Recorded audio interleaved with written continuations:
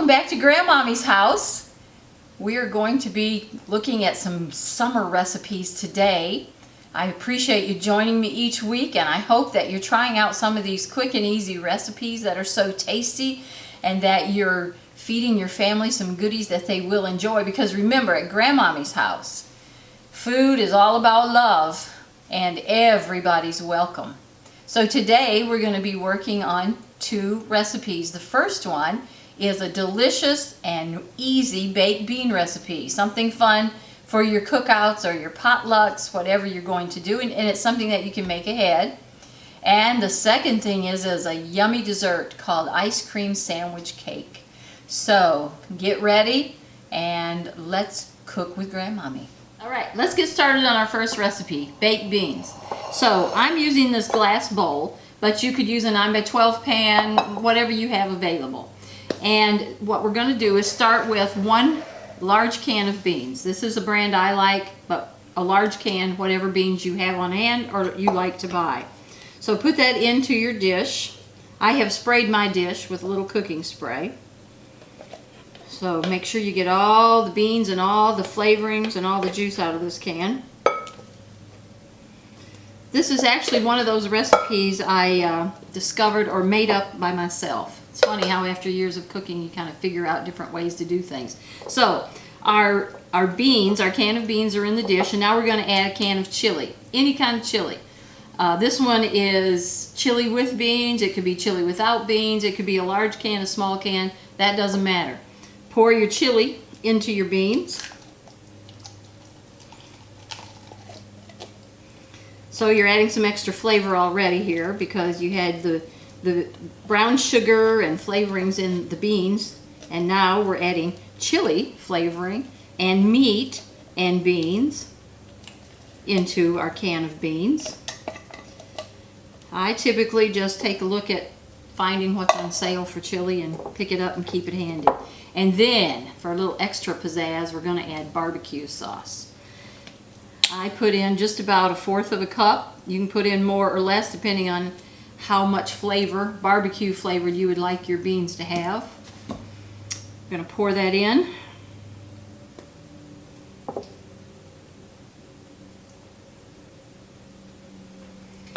Stir this all together. See, this way you don't even have to use a bowl and then a pan. You can stir it up right in the pan. Makes cleanup easy. You could use a foil pan, as a matter of fact, and then after the picnic throw it away. You don't even have to wash up then. So, stirring it up, beans, chili with some meat, and barbecue sauce. Stir it up. See how that looks all stirred up together? And now I'm going to put it in the oven at 350, and I'm going to let it sit in there for an hour. So while this is baking, you can do some other things. You can turn off your oven after an hour and leave it in there if you're not ready to serve yet. So into the oven at 350 for 1 hour.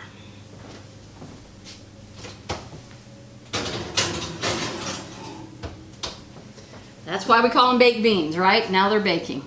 All right, we're going to let that cook for an hour, and then we'll get to work on our ice cream sandwich dessert. So now we've got our beans in the oven, smelling pretty good, and now we're going to work on an ice cream sandwich cake. Now listen, let me go back to the beans for just a minute. These are the kind of foods that you can have around the house, so on the spur of the moment you can make this. For instance, the cans of beans are on sale right now at Kroger. Buy a couple, stick them in the pantry. When you see cans of chili on sale, pick up a couple, put them in the pantry. And who doesn't need barbecue sauce, right? Even if for just dipping your chicken in it. So keep some of these things in your pantry. The canned foods, they're fresh for a long time. And then on the spur of the moment, if you have an invitation or you forgot something at the grocery store and you know you have to make it for tomorrow, you'll have what you need in the pantry.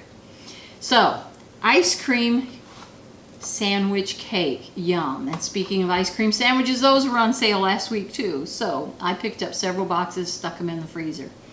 So what we're going to do, this is just a small pan. If you have a bigger crowd, make a 9x12. I'm going to unwrap these and just lay them in the bottom of my pan. over the weekend when I had my family over for Memorial Day, I had left a chunk of paper on one of my ice cream sandwiches, and my grandson Charlie ate, well, started chewing on it. Said, "Grandmommy, you left paper on this ice cream sandwich." Grandpa said, "Ding, ding, ding, you're the winner. You get the prize because you found the paper." So I'm unwrapping these and just layering them next to each other in the pan. While I'm doing this, remember last week we talked a little bit about words and how pleasant words are sweet, like sweet to the taste like honey and healing to the body. Well, I have another proverb for you about words. Listen at this. It says, "Life and death are in the power of the tongue." Wow. And you know, that's talking about words that we say and words that we speak, not only about ourselves or about others or the things that we say to ourselves or to others.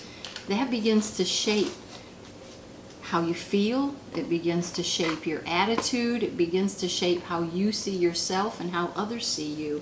And that has a dramatic effect on things that you do or don't do in your life. So just be aware of what you're saying and the words that you're using. It will make such a difference in your own life and in the life of others. And if you're a mom or a dad and you're raising kids, you know, the words you say to them shapes their world. So just think about that and be more thoughtful before you say things, and try to say the pleasant words. Even, you know, kids have to be corrected. It's true. It's our job to raise them and discipline them, but let's do it in the most kind way that we can to help them learn and to speak words that will be sweet to their taste and healing to their bodies.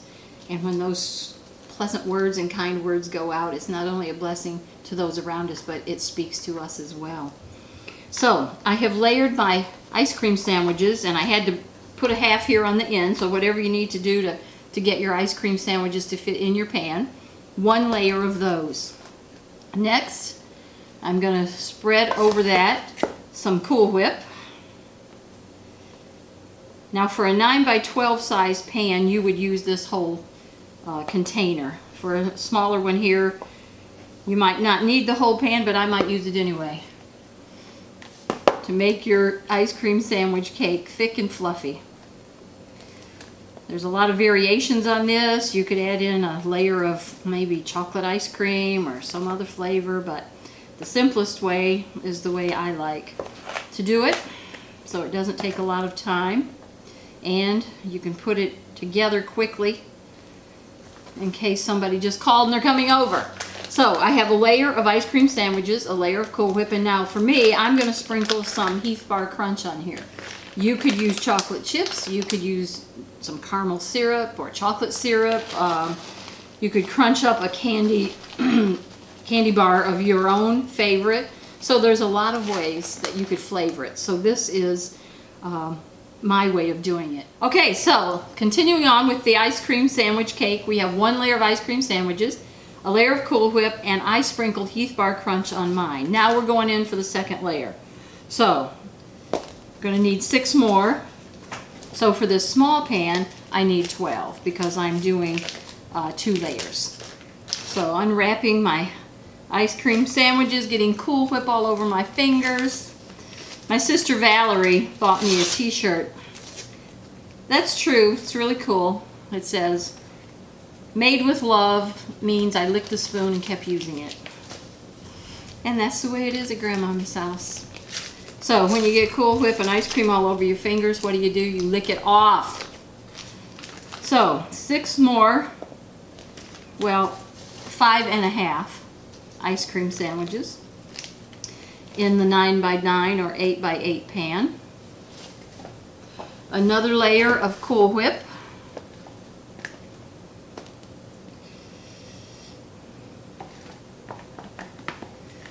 I'm going for it, putting it all on here.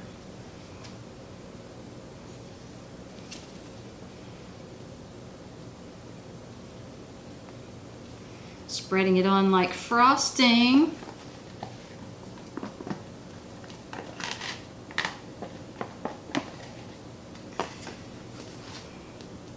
Covering up the ice cream sandwiches. You know, you could actually, I noticed when I bought these ice cream sandwiches this time that they had Neapolitan ice cream sandwiches, the ones with strawberry, vanilla, and chocolate in one. So that can make it interesting too, based on what your family likes and all the flavors they enjoy eating. Okay, so Cool Whip's on for the second layer. Don't waste any. Sprinkle in a few more pieces of Heath Bar Crunch. Now all you do is stick this in the freezer. When you're ready for dessert, grab it out, cut it up, and people will love it. All right, so our beans are out of the oven and we bake them for an hour. There's still a good amount of juice in there, but you know what? If you like yours thick, just let them keep baking. And they're smelling so good. So we've got our chili, our beans, and our barbecue sauce all stirred up in there. Ready for the picnic, ready for the potluck. And then here's our ice cream cake coming out of the freezer. Very simple, ice cream sandwiches, Cool Whip, and candy toppings. And this is how it looks when you slice it. You can see your 2 layers of ice cream sandwiches and the goodies in between. I'm telling you, everybody loves this, and it's so easy for you. You've got some baked beans to pass at the cookout or at your potluck. You've got an ice cream cake that everybody's going to love. So get out there and enjoy the summer. It is coming, I promise, but enjoy time with your family. And here are a couple simple dishes that can help you make it simple and easy and have time to visit and play with the kids and with family when they're over and enjoy some conversation. Thanks for joining us. Remember, at Grandmommy's house, food is all about love and everybody's welcome. Bye-bye.